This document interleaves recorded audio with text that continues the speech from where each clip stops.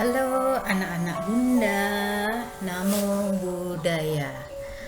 Kali ini kita bertemu lagi di video pembelajaran, yaitu pembelajaran tematik tema 6, subtema 3, energi alternatif.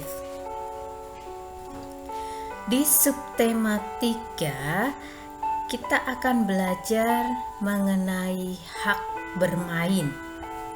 Nah, bermain selain ada hak, ada juga kewajiban.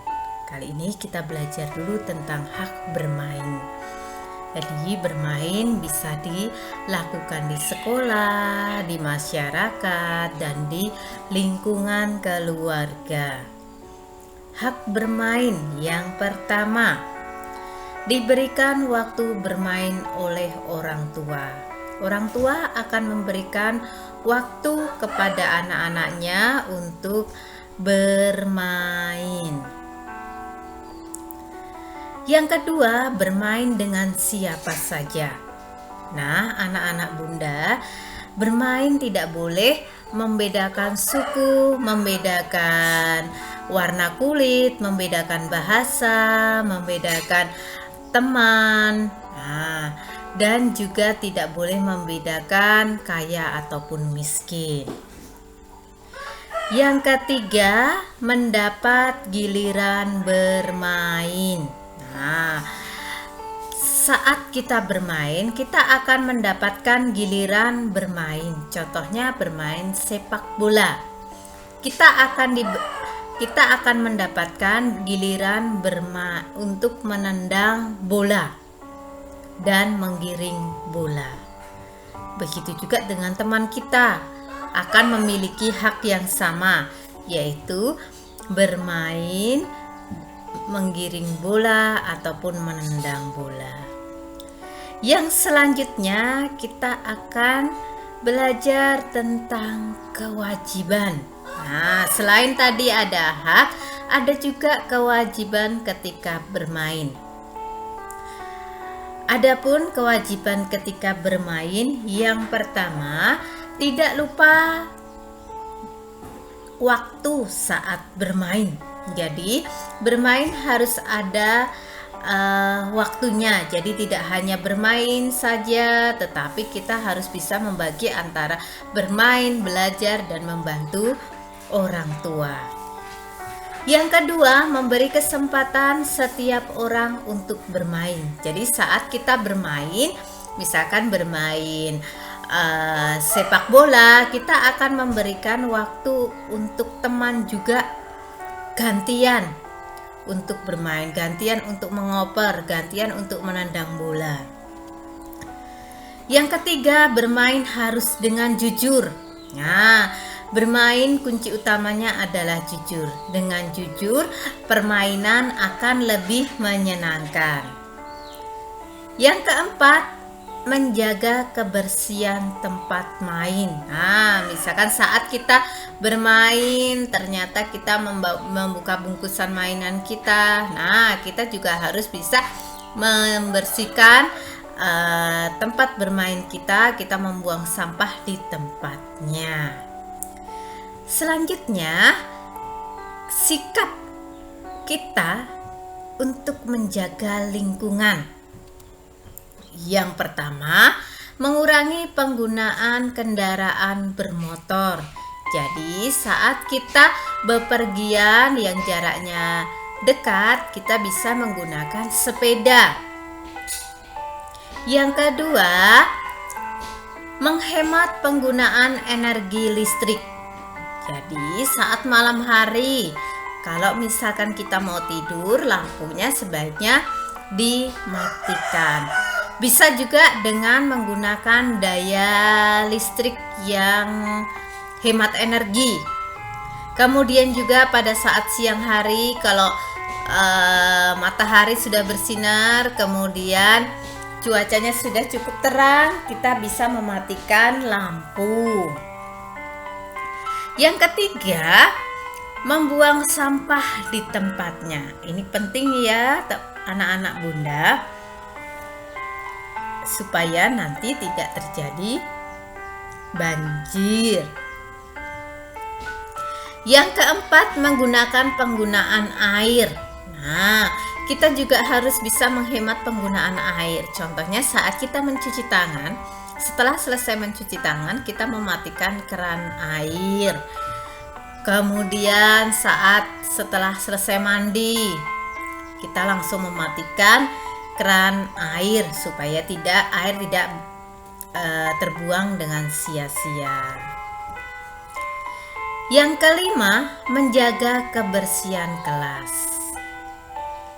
Anak-anak Bunda, selain juga menjaga kebersihan kelas, kita juga bisa lakukan dengan menjaga lingkungan keluarga, lingkungan masyarakat. Dengan bagaimana? Dengan menyapu, kemudian mengepel, itu kalau di dalam kelas ataupun di rumah. Tapi kalau di lingkungan, kita cukup dengan membuang sampah di tempatnya. Kemudian juga bisa ikut serta dalam kegiatan kerja bakti lingkungan. Selanjutnya, akibat tidak menjaga kebersihan lingkungan. Nah, banyak sekali akibatnya nih teman-teman, anak-anak Bunda. Kalau misalkan kita tidak menjaga kebersihan lingkungan. Yang pertama, lingkungan yang tidak dijaga dengan baik dapat mengakibatkan kerugian bagi kita. Selanjutnya, contohnya membuang sampah sembarangan membuat lingkungan menjadi kumuh. Kemudian bisa juga mengakibatkan banjir. Selanjutnya,